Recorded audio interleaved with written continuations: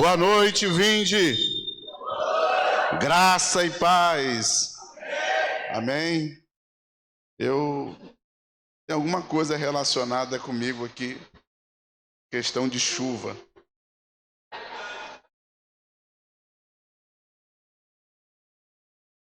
Terceira vez que estou aqui nesta casa e percebo que todas as vezes que venho a esta casa, a este lugar, a chuva me acompanha. Eu não sei se é um sinal de renovo, porque eu entendo que, olhando a Bíblia, todas as vezes que a chuva veio, Deus queria fazer algo novo. Quando Ele decidiu fazer algo novo na humanidade, Ele fez um divisor de águas trazendo chuva. E que esta noite seja uma noite entre o hoje e o amanhã. Que esse amanhã seja marcado por responsabilidade, que esse amanhã seja marcado por despertamento. Eu estou muito bem acompanhado nesta noite da minha melhor parte. Está ali, né? Sinal aí para o pessoal.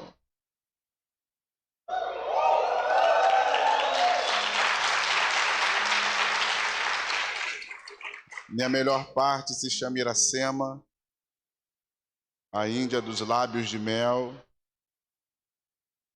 e outras coisitas mais que eu não posso falar agora. Quero dizer a você, cadê o pastor da igreja? Fugiu, arrebatado. Ele confia tanto em mim, me convidou nessa noite para falar umas heresias. Ele é muito louco ter me chamado. Mas eu queria que ele tivesse aqui por... Cadê ele? É difícil perdê-lo de vista, mas eu perdi. Está preocupado com Priscila? Eu quero confessar algo para você nessa noite. Eu pastoreio a mesma igreja desde o dia 15 de setembro de 2006. Então eu pastoreio a mesma igreja há 17 anos. O ano que vem faz 18 anos a maioridade. Eu vou confessar algo para você.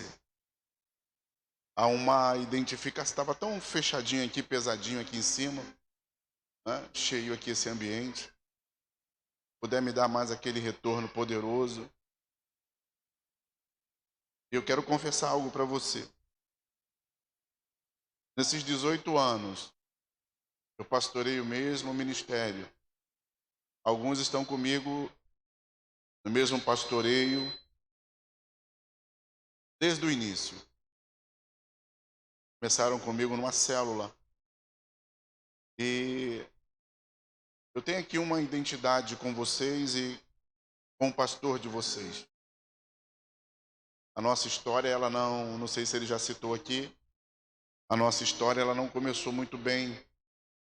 Quando eu conheci Maxwell, ele chegou na igreja e Humberto disse, bota esse moço aí para ministrar o ofertório, porque ele fala bem. Eu disse, aquele não sobe não. E não deixei Maxwell subir há uns 10, 12 anos atrás para ministrar o ofertório. E a gente foi, a partir desse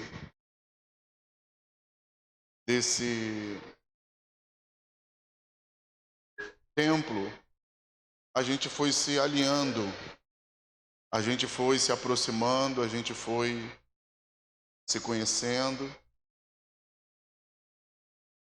E temos estreitado a nossa amizade. Nos falamos vez ou outra. Nesse tempo, está muito corrido para mim. Ele, às vezes, me liga, eu também, às vezes, falo com ele. Mandamos mensagem e nos falamos.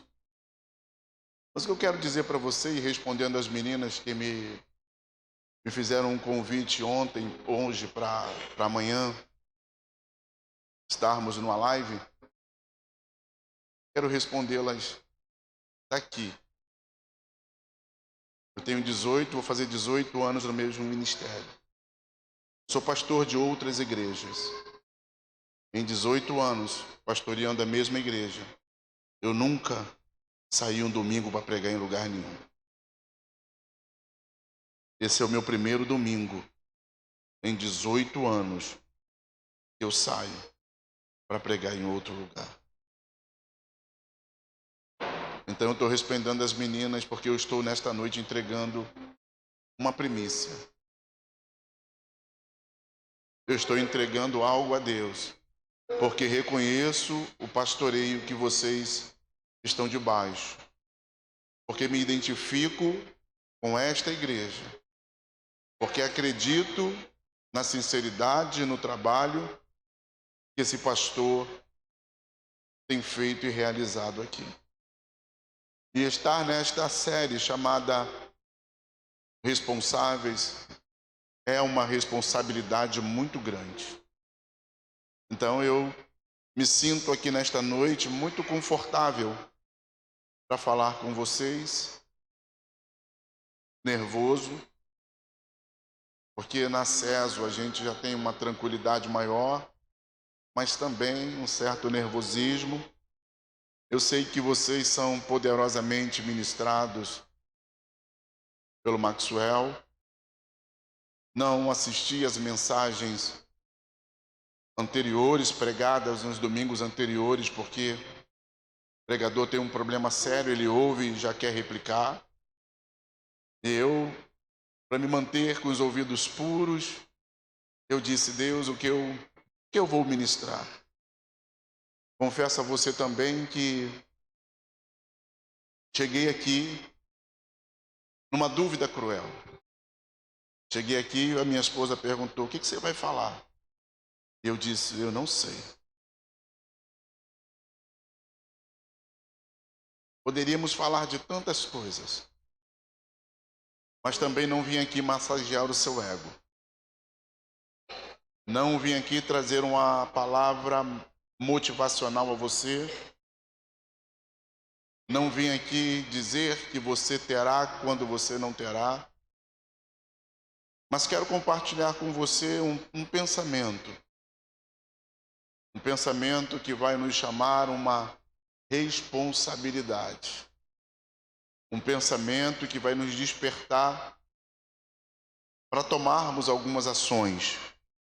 Um pensamento que vai nos impulsionar a sairmos do lugar que estamos para algo maior e melhor. A vida, ela é permeada de responsabilidade. Nós vivemos num tempo onde a tônica é a irresponsabilidade. Das mais altas patentes até o mais baixo clero nessa sociedade, nós vamos perceber que há um nível de irresponsabilidade. Irresponsabilidade em todos os sentidos. Irresponsabilidade em todos os veículos. Nós percebemos na política, e agora de uma forma mais explícita, uma determinada irresponsabilidade.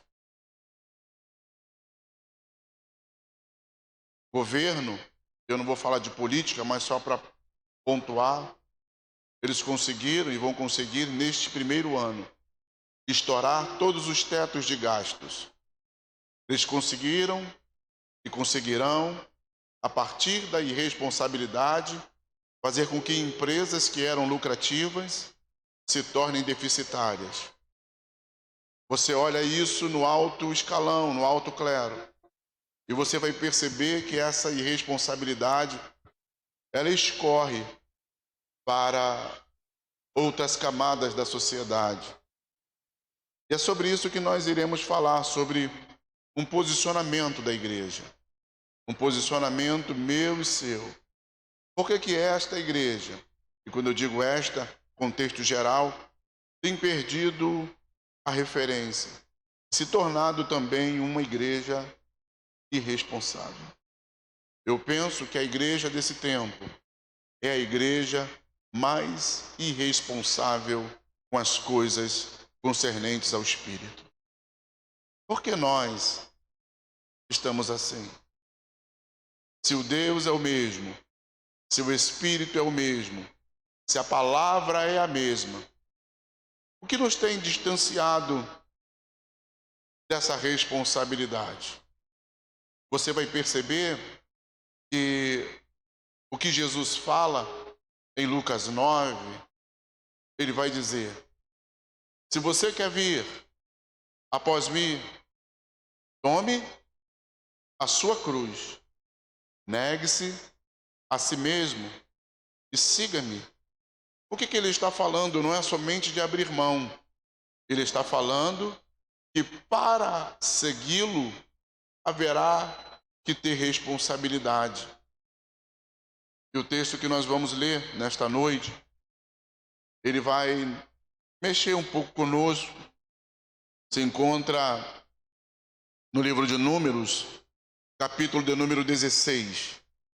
Livro de Números, capítulo 16. Os versos que iremos ler são do 43 ao 48. Eu vou ler a versão que está aqui, ok? Que aí eu fico melhor para mim. E diz assim o texto: então Moisés e Arão se dirigiram para a frente da tenda do encontro.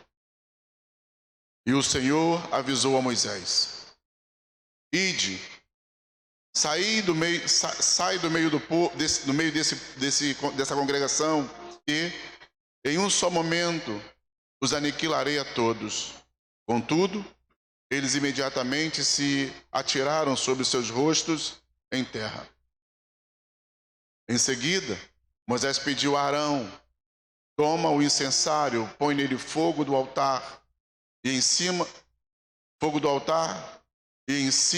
o incenso, e vai depressa à congregação, a fim de realizar o ritual de propiciação pelos pecados deste povo, porquanto partiu grande ira da presença do Senhor, e a mortandade já começou entre o povo. Arão procedeu exatamente como Moisés lhe pedira, e correu para o meio da assembleia. E a epidemia, de fato, já havia iniciado seu trabalho entre o povo. Contudo, Arão ofereceu incenso e realizou o sacrifício de expiação pelos pecados do povo. Arão se colocou entre os mortos e os vivos, e a praga cessou. Eu dei um tema à nossa conversa nesta noite. E eu vou conversar com você nesta noite de forma muito cadenciada, muito tranquila. Não vim aqui mexer com a sua emoção, não é a nossa proposta. Apesar de ser pentecostal, apesar de gostar do fogo, eu vim conversar com seu espírito e não com a sua alma. Eu vim trazer uma palavra que afete o seu espírito, que mude a sua concepção. E o tema que eu dei, a nossa palavra e a nossa conversa nesta noite é: tome uma posição. Você pode dizer para alguém que está ao seu lado: tome uma posição. Então, o texto que está diante de nós, aqui está zerado o meu cronômetro, eu não sei quanto tempo terei.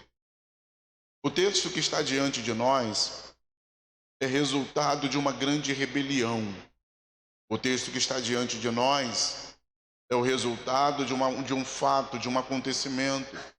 Coré, Datã e Abirão vão entrar na tenda da congregação e vão oferecer um fogo estranho que não vinha da parte do Senhor. Eles pegam um fogo de qualquer lugar e eles entram na tenda da congregação. Eles entram e passam o átrio, porque o tabernáculo era dividido em 3 partes: átrio, santo e santo dos santos. Assim como o nosso corpo é dividido em 3 partes: carne, alma e espírito.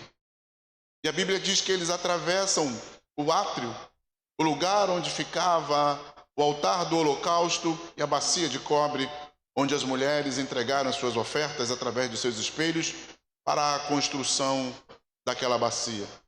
Eles passam no altar do holocausto, pegam brasas e levam essas brasas para dentro do Santo dos Santos. E a Bíblia diz que esse fato no qual eles fizeram não agradou o Senhor. A Bíblia diz que Deus abre a terra, engole essas pessoas, 250 pessoas. O texto bíblico vai dizer que posteriormente, no dia seguinte a esse fato, toda a congregação de Israel se reúne e eles se levantam contra Moisés. Eles se levantam contra Arão.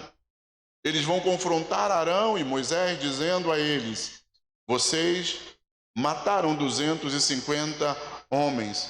Vocês assassinaram 250 pessoas.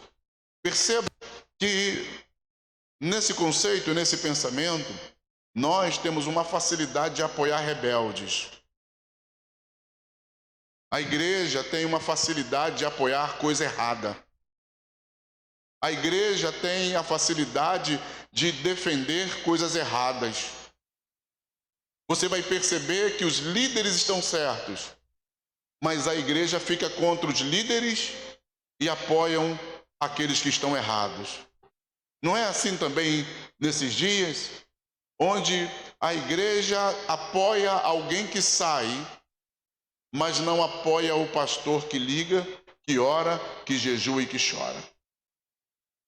A igreja diz: fulano saiu porque tem alguma coisa errada na igreja.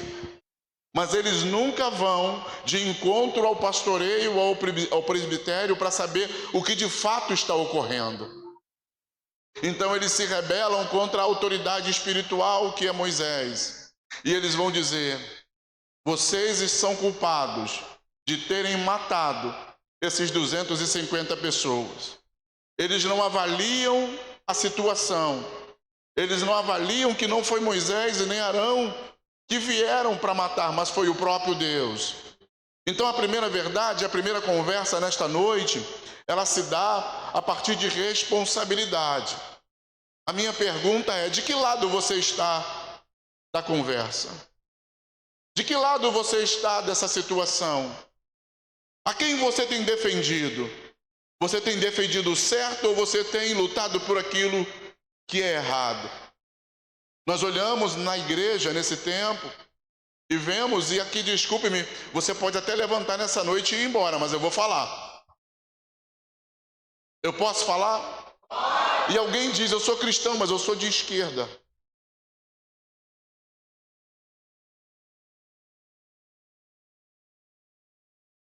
Em toda a Bíblia Deus vai falar: à direita ficarão os filhos e à esquerda os bodes. O próprio Jesus vai dizer: eu vou me assentar à direita do Pai. Porque Deus é um Deus de direita, mas aqui não é política, é só um pensamento. E a gente tem lutado contra algumas coisas que têm entrado na igreja, algumas questões que têm desestruturado a igreja. Então nós vamos perceber que esses homens, eles se levantam e ficam a favor do erro. Eles defendem, eles se insurgem. E você precisa entender que todo levante de baixo para cima é chamado rebelião. Então Moisés vai dizer a eles: não fomos nós. E antes que Moisés diga, José, a Bíblia diz que Deus se levanta para defender Arão e Moisés. A Bíblia diz que quando o povo chega até eles, a Bíblia diz que a glória de Deus, a nuvem se move sobre o tabernáculo. E quando a nuvem se move sobre o tabernáculo, Moisés e Arão, diferentemente do povo, correm até Deus. E Deus diz: sai do meio deste povo, porque eu vou matá-los. Saia do meio dos rebeldes, porque eu vou matá-los. Moisés vai se jogar no chão e vai começar a interceder por aqueles que se rebelaram. Moisés então vai mandar uma ordem para Arão. Ele vai dizer a Arão: Arão, você precisa entrar no tabernáculo, pegar o incensário que ficava no santo lugar, trazê-lo até o átrio, enchê-lo com brasa e caminhar na direção do povo. O texto que nós lemos no verso de número 48 vai dizer que existem dois tipos de pessoas na terra: os mortos e os vivos. E eu quero saber nesta noite de que lado você está. O fato de você estar respirando não me diz que você está vivo. O fato de você estar na igreja não me diz que você está vivo. Porque eu posso estar numa casa que tem uma garagem, mas eu não sou um carro. Então nós precisamos definir nesta noite se estamos mortos ou se estamos vivos. Eu quero um sinal seu nesta noite. Eu quero uma manifestação sua nesta noite. Eu quero ouvir algo da sua parte nesta noite. Eu quero...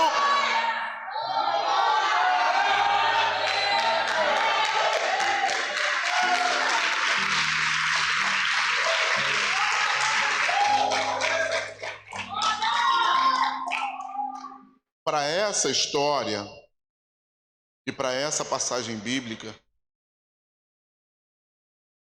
eu quero que você esteja vivo. Eu quero que você esteja do lado dos vivos. Em outro momento, nós precisamos entender que precisamos estar mortos. Mas para essa colocação e esse pensamento desta noite, eu espero que você esteja do lado dos vivos. Amém, amém, amém? E por que o Senhor diz isso? Porque quando Lázaro morre, Marta e Maria, que estavam vivas demais, não conseguiram entender. Mas o morto ouviu a voz de Jesus o chamando. Em determinados momentos, nós vamos precisar estar mortos, com a nossa carne mortificada, para a gente poder ouvir claramente a voz de Jesus. Então o texto diz que havia dois tipos de pessoas. E eu penso que na igreja não é diferente, há dois tipos de pessoas. Calma que eu vou chegar lá, você vai se animar com a mensagem. Vou chegar, estou chegando, é simples. Porque há pessoas que estão na igreja, carregam a Bíblia, mas estão mortas em seus pecados. Que falam o Evangelho, mas não tem nada de Deus nelas. O que de fato pode ter ocorrido é que talvez essas pessoas tenham perdido a frequência do céu. E quando nós perdemos a frequência do céu, nós ficamos distantes daquilo que Deus tem para nós. Alguém aqui já colocou um determinado momento o seu Waze, seu GPS para ir num lugar e de repente no meio do caminho você ficou sem sinal? Levanta a mão que eu quero ver aqui. E você parou no lugar e disse: e agora? O que eu faço? Eu não sei chegar. Primeira vez que eu vim aqui, eu rodei esse negócio todo aqui. Eu fui quase lá no Israelita, até chegar aqui. Porque o negócio travou e eu fiquei perdido. Então perceba que nós podemos perder a frequência do céu. E uma vez perdendo a frequência do céu, a vida dele em nós não mais se manifesta. A vida dele em nós não mais será ou terá a primazia. Então nós precisamos primeiro nessa noite identificar quem é o vivo e quem é o morto. Aí o próprio Moisés vai dizer: eu só tenho 3 pontinhos rápidos para você ir para casa comer aquela pizza. Você pode olhar para alguém que está ao seu lado e dizer a ela: Deus vai te usar nessa noite. Eu sinto de Deus isso nessa noite. É você que vai pagar a pizza. É você que vai pagar. Quem liga essa palavra nessa noite?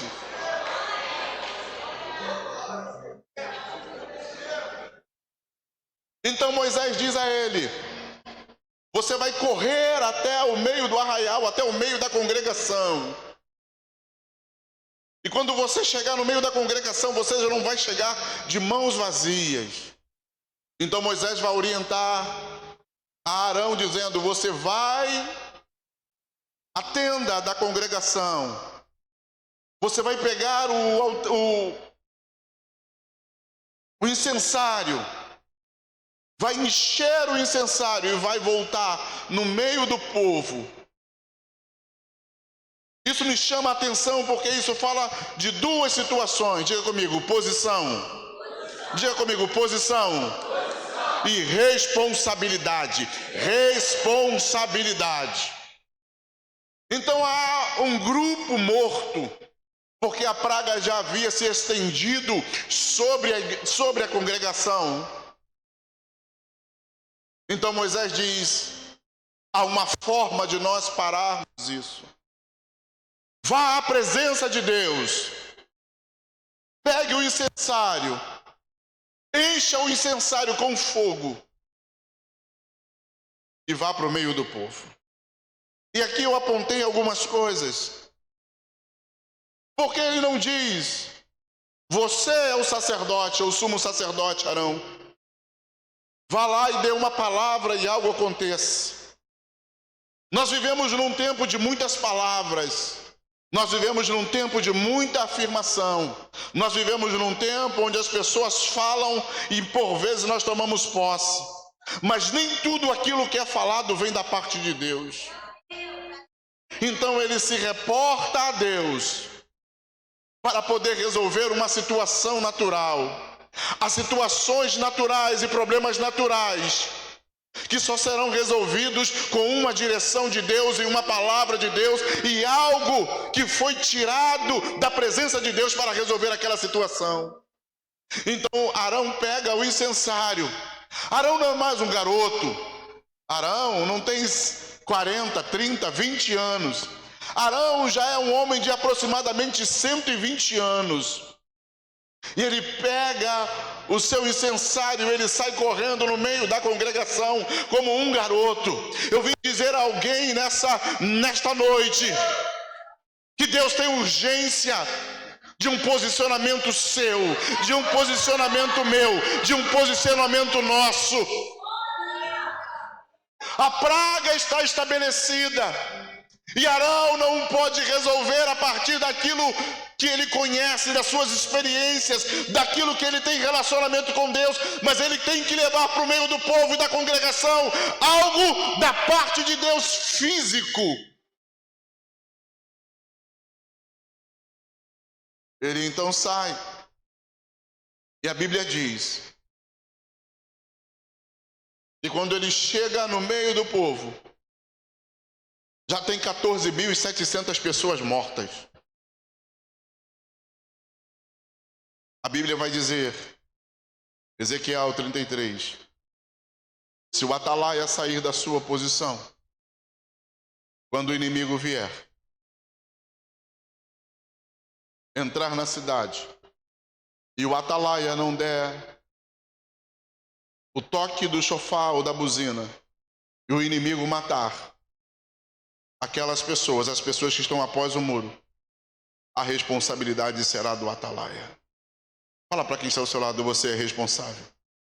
Você é responsável por cada pessoa que morre sem Cristo. Você é responsável por cada vizinho que ainda não recebeu a Cristo como Senhor. Você é responsável por cada pessoa da sua família que ainda não serve a Jesus. Fala para quem está ao seu lado: você é responsável. Temos uma responsabilidade como igreja.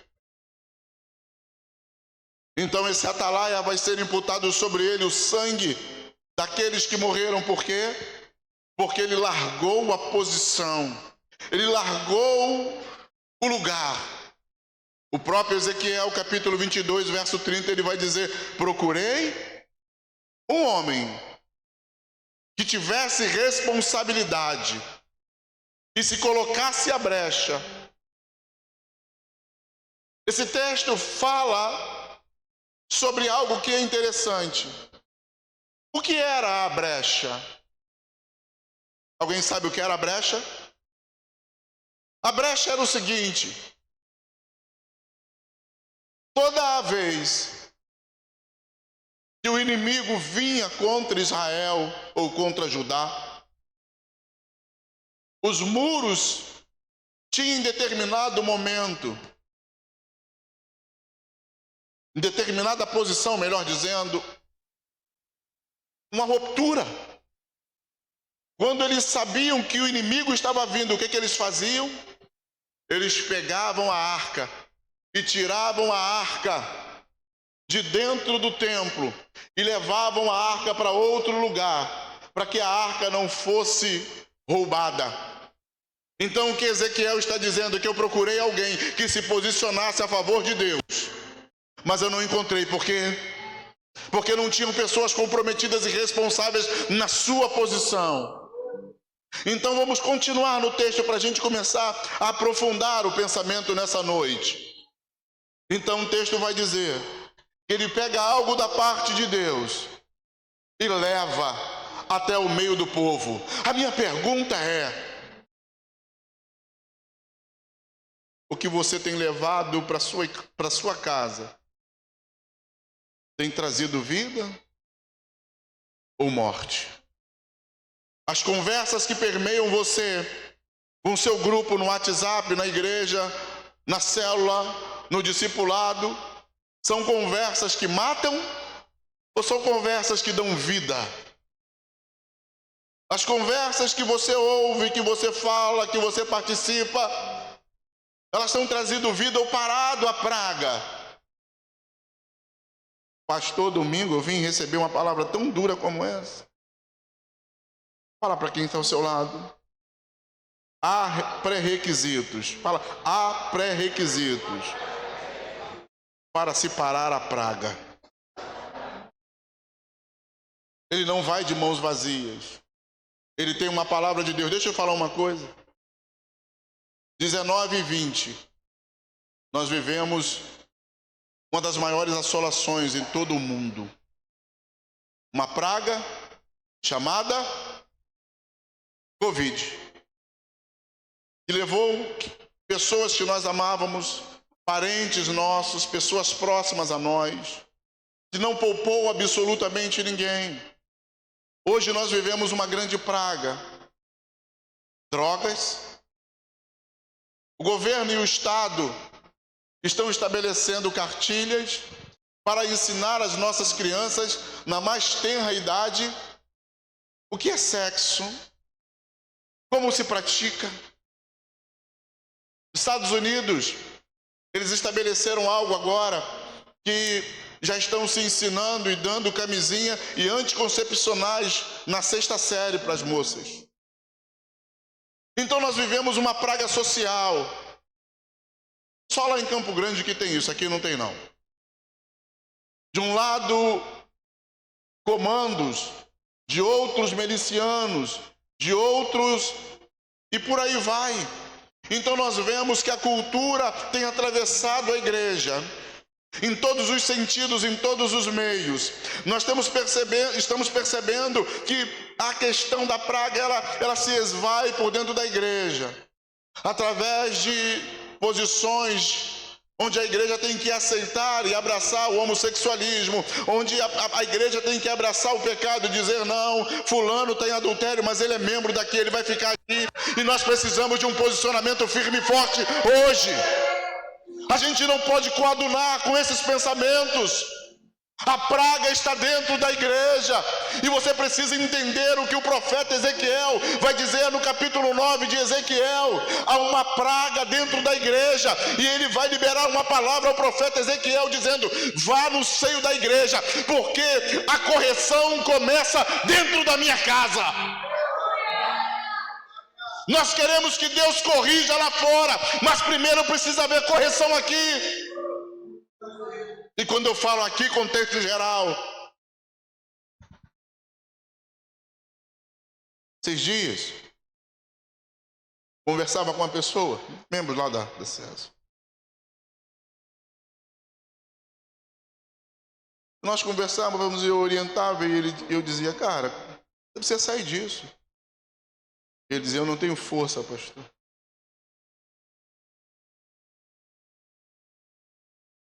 E eu disse a ele, você sabe que você vai para o inferno? Ele disse, eu sei, pastor, mas eu não consigo largar isso.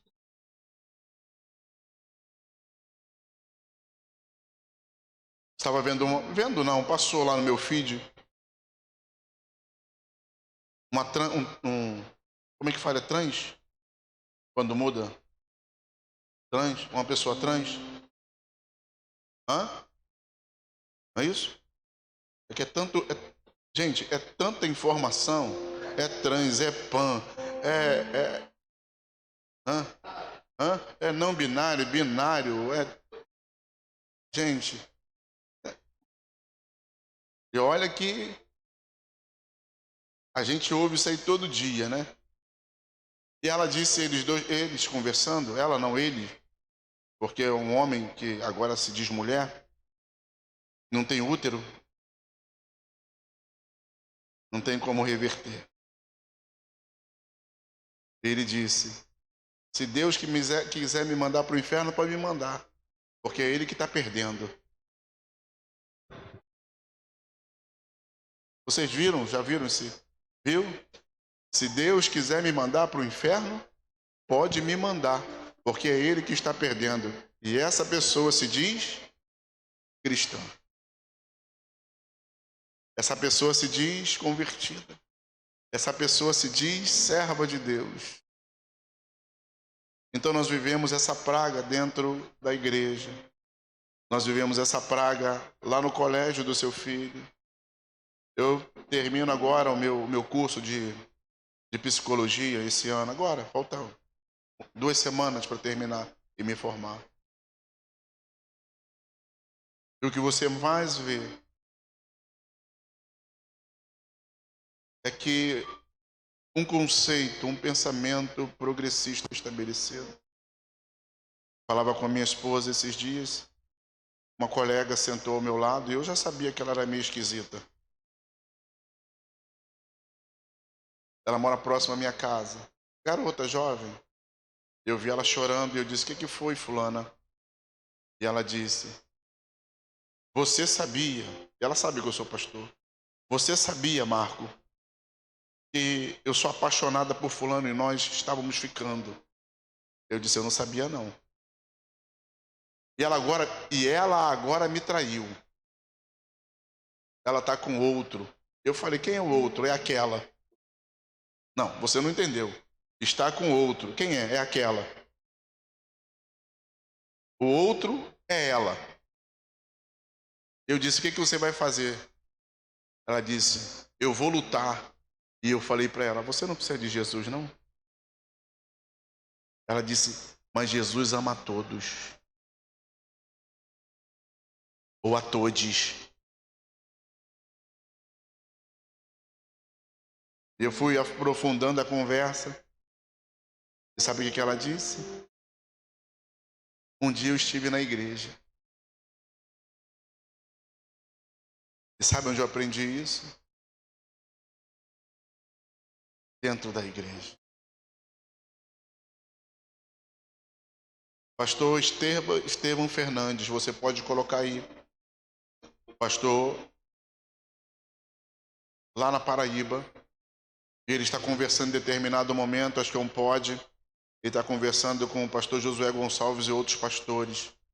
Ele disse, pastor Maxwell, o seguinte, nesse pod, tive um problema dentro da minha igreja. A filha de um empresário começou a congregar na nossa igreja. Passado um tempo, esse grande empresário da nossa cidade veio falar comigo, porque ele percebeu que a filha estava estranha. Chamou a filha para conversar e a filha disse, eu agora sou lésbica.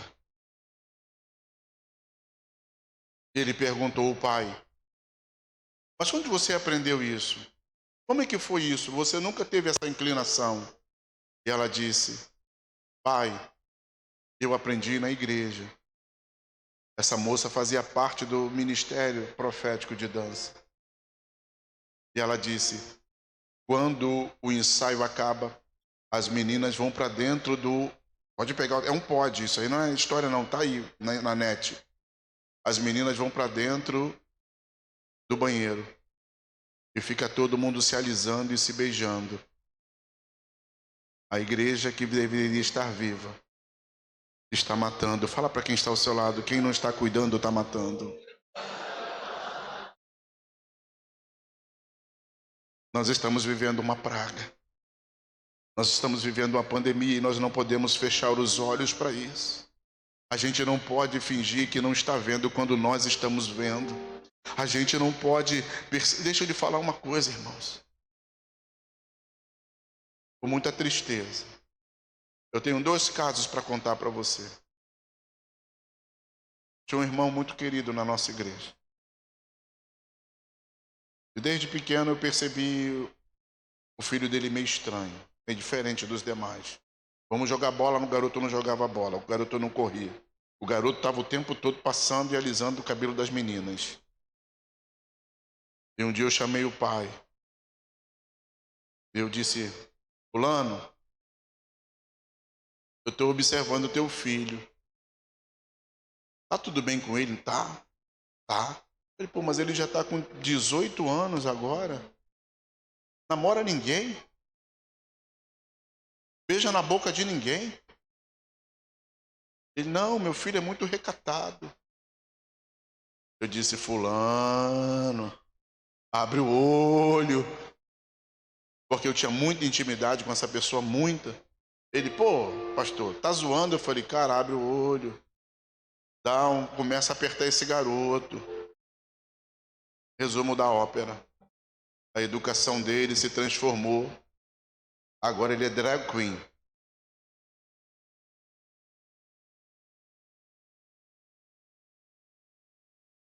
Sabe por quê? Porque a gente não quer confrontar ninguém. Eu tenho um outro caso dentro da nossa comunidade. E esse é um caso de sucesso. Esse moço, ele foi bulinado desde a sua mocidade, desde a sua infância. O tio dele disse a ele, o tio era homossexual e frequentava cultos de matrizes africanas. O tio disse: você vai ser gay e vai ser meu sucessor. A mãe dizia, porque ela foi criada com mulheres, e a mãe dizia, você já sabe o que ela falava, né? Aquele bichão lá que tem... E ele cresceu debaixo desse estigma. Ele chegou na nossa comunidade muito afetado. Muito afetado. Né, filha? O jeito, a fala, muito afetado. E o pessoal falava, você vai botar, pastor, o senhor vai colocar ele, deixar ele ministrar? Eu falei, vou. Porque eu não posso julgar alguém pelo jeito. Eu tenho que ver o fruto. Ele pode ter o jeito, mas ele não está se relacionando com ninguém. Está vivendo uma vida santa. Está buscando diante de Deus. Eu não posso expurgá-lo. Está entendendo? E fulano tem um jeito estranho, já bota para fora. Trouxe. Ele ficou com a gente. Está com a gente de novo. Um dia eu chamei ele. Ele disse, eu não tenho referência paterna. Eu disse, eu vou fazer papel de pai para você. Peguei um livro da pastora que fala sobre o assunto. Dei para ele. Ele demorou 6 meses para ler o livro. Acabou de ler o livro, ele veio e falou, pastor, começou a namorar uma moça da igreja. Eu falei, louvado seja o nome do Senhor.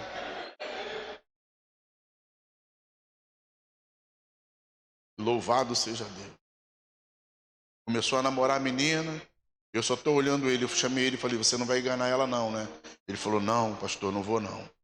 Aquele livro que o Senhor me deu mudou a minha realidade. Ficaram na igreja, ele lá no louvor, tal.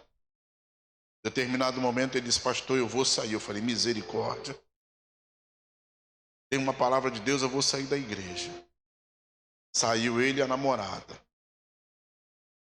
Foram para outra igreja, passou agora 6, 7 meses. Apareceu ele lá num culto de domingo e disse: pastor, queria falar com o senhor. Eu falei: fala, eu estou de volta. Eu falei: amém, meu filho. Só que eu tenho um negócio para falar para o senhor.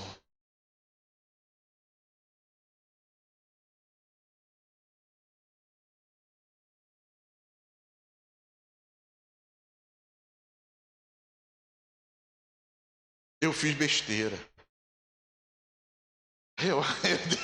Assim mesmo, assim mesmo. Eu fiz besteira. Aí meus olhos pequenininhos esbugalharam. Ele falou: fala, meu filho. Fulana está grávida.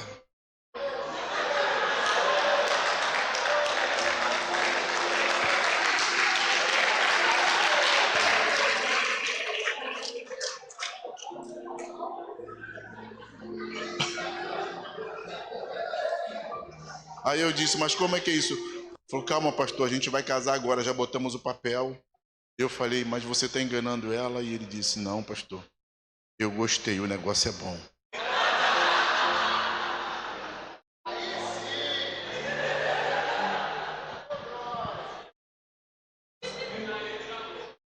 Eu disse: esse é o meu garoto. Por que eu estou dizendo isso? Porque a praga está estabelecida. A praga está dentro da igreja. E a gente precisa ter a sensibilidade de Deus para tratar esses assuntos. Então ele sai. E quando ele sai, ele leva algo de Deus para que aquela praga seja... Quanto tempo eu tenho? Hein, Godinho? Estou terminando já, tá? Você está sentado ali me olhando, não tem cronômetro aqui, né? Amanhã é feriado no Rio. Aí o texto diz que ele leva alguma coisa. Deixa eu falar com você. Uma praga, para ser estancada, ela precisa de pré-requisitos. Ele pega coisas de Deus, ele corre. Guarda essa frase que eu vou dizer, guarda isso que eu vou falar. Se você quiser postar, pode postar com seu nome, não tem problema não. Mas nós não podemos viver uma vida cristã parecendo que estamos de férias. A vida cristã é uma vida de responsabilidade. A gente vive uma vida cristã como se a gente estivesse de férias, sem compromisso com horário, sem compromisso com oração, sem compromisso com absolutamente nada. Fala para quem está ao seu lado: você é responsável. Você é responsável. Por que a gente tem tanta responsabilidade com as nossas coisas e pouca responsabilidade com as coisas de Deus? O jovem rico tinha responsabilidade com as coisas dele, mas ele era irresponsável com as coisas de Deus. Então Arão corre, para terminar, que o pastor está me olhando ali já, chateado. E a Bíblia vai dizer, verso 48, projeta para mim e eu termino, para a gente orar. Simples desse jeito. Outro dia, se ele me convidar, no meio de semana, é claro, eu virei. Aí eu prego uma palavra motivacional para você. Mas hoje a gente precisa pensar sobre isso. E o texto diz: ele apresenta o incenso, de um lado vivos e de outro mortos. E a Bíblia diz que ele parou entre os mortos e os vivos. Esse é o papel da igreja, ser ponte. O papel da igreja é levar os mortos a serem vivos. O seu papel e a sua responsabilidade como igreja é se posicionar entre os mortos e os vivos e apresentar a eles as coisas de Deus, para que a praga na vida deles pare, para que a praga no casamento deles cesse, para que a praga na casa, na família. Então ele para num lugar estratégico, e ao parar nesse lugar estratégico ele não para. Eu tenho que falar isso para terminar. Tem crente que só quer viver no meio dos vivos. E tem crente que não sai do meio dos mortos. Mas ele não para nem entre um, nem entre o outro. Nem de um grupo, nem no outro. Ele para no meio. Fala para quem está ao seu lado. Você é ponte. Você é ponte. Você precisa ser ponte entre mortos e vivos, para que aqueles que estejam mortos por causa daquilo de Deus que você vai levar, haja vida na casa, haja vida na família, haja... meu irmão, fala para quem está ao seu lado, você precisa ser uma ponte, você precisa ser um farol, você precisa ser alguém que Deus vai usar nesse tempo. Esse é um tempo de responsabilidade. Então o texto bíblico diz, pastor Maxwell, que quando ele se posiciona, quando ele, com algo de Deus, no meio do povo, a Bíblia diz que Deus manda cessar a praga. Sabe por que a praga está lá fora? Eu sei que Jesus é o sacrifício perfeito, mas para aquele momento o sacrifício de Arão foi um sacrifício perfeito, porque a praga parou. Sabe por que a praga ainda continua lá fora? Porque a igreja não se posicionou entre mortos e vivos. E chegou a hora, essa é uma noite de nós nos posicionarmos e dizermos, eu vou ser ponte. Eu vou ser alguém que Deus vai usar para acabar com essa mortandade, para acabar com essa separação, para acabar com essa situação em determinados lugares. O que eles estão querendo é a manifestação dos filhos de Deus. O que eles estão buscando é uma posição da igreja. Quais são os últimos noticiários da igreja no Brasil? Marido mata cantora. Não é isso? Cantora mata marido e está presa, deputada federal. Quais são as grandes movimentações que os jornais citam sobre a nossa ou sobre a igreja? Escândalos. Você não vê os jornais dizendo há um grande avivamento, curas, milagres, restauração. Você vai perceber que os grandes movimentos são: pastor da igreja tal quer comprar um apartamento de 3 milhões para ele e para a namorada. Pastor fulano de tal se reúne e faz isso. Porque a praga está dentro da igreja, mas o conserto de Deus, segundo 1 Pedro 4,17, vai começar aqui dentro. Vai começar por este lugar. Então nós precisamos viver uma vida santa. Nós precisamos viver uma vida diante de Deus. Para que quando a praga venha, pastor Maxwell, a gente esteja posicionado. Seja responsável com o seu chamado. Seja responsável com aquilo que Deus confiou a você. É hora de um posicionamento. É hora de você falar onde você está. Entre vivos e entre mortos. Que você seja a ponte para esta igreja. Que você seja aquele que vai pegar os mortos que estão mortos no pecado e vai trazê-los a Cristo, e vai levá-los a um novo momento, a um momento de regeneração, a um momento de vida com Deus, a um momento de restauração. Sabe de quantos Deus precisa para fazer isso? Olhe para quem está ao seu lado e fale para ela: de você, de você, de você, de você, de você, de você, de você, de você, de você. Um único Arão, com uma ferramenta de Deus e uma palavra de Deus, salvou mais de 2 milhões de pessoas. Você pode se posicionar hoje de uma forma responsável, porque quem não está cuidando, está matando. Se você não se posicionar, eles morrerão nos pecados dele.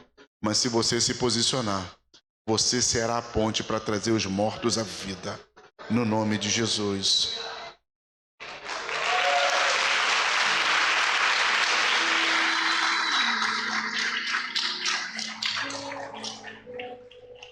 O que determina uma pessoa morta ou viva? Para nós, O texto vai dizer que haviam dois tipos de pessoas. Os vivos eram aqueles que não estavam envolvidos no pecado de Corã, Datã e Abirão. E os mortos eram os que cometeram o pecado. Você sabe que a vida que você está levando não é uma vida de vivo, mas é uma vida de morto, quem está sepultado no pecado. Você sabe que você não tem forças para sair desse adultério. Você não tem força para sair dessa bebida. Você não tem força para sair desse jogo. Você não tem força para sair dessa situação. Mas eu quero te convidar nessa noite. Eu quero orar por você nesta noite. Há alguém aqui nessa noite que através dessa palavra se sente mexido, afetado. Quero chamar você não, só faz um sinal com uma das mãos. Eu quero orar por você, eu quero orar por você nessa noite. Só faz assim, eu quero, pastor, Deus abençoe a sua vida. Há mais alguém nessa noite, nessa casa que Deus abençoe a sua vida, Deus abençoe a sua vida, Deus abençoe a sua vida, Deus abençoe, Deus abençoe, Deus abençoe. Fique de pé. Você que está levantando a sua mão, fica de pé, fica de pé. Eu quero orar por você nessa noite.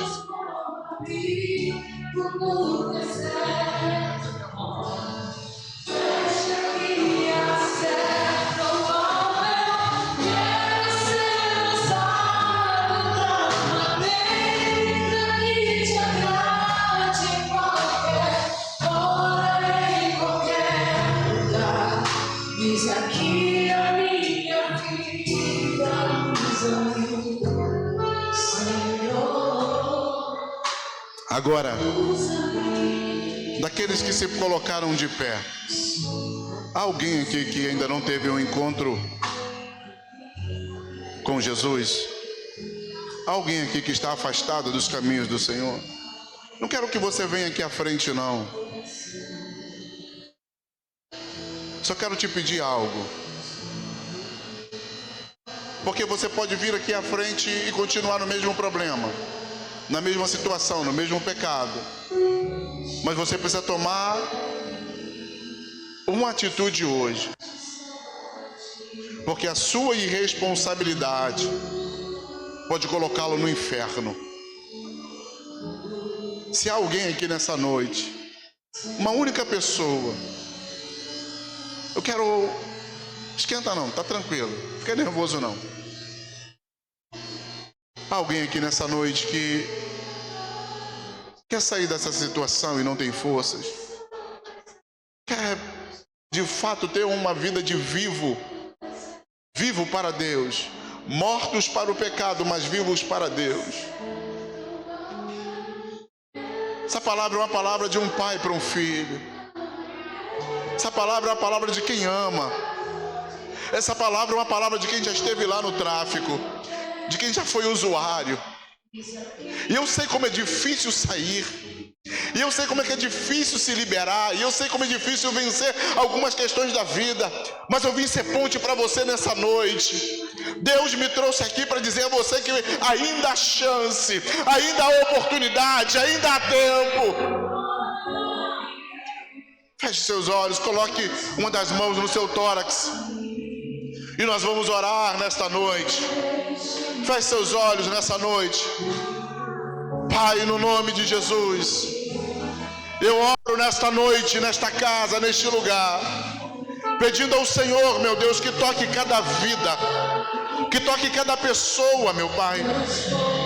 Porque o simples fato de vir à frente não muda absolutamente nada, mas a mudança de mentalidade, meu Deus, muda muita coisa. Ah, meu Deus, que haja um posicionamento da igreja nesse tempo. Senhor, move a tua mão e nos torna responsáveis, no nome de Jesus.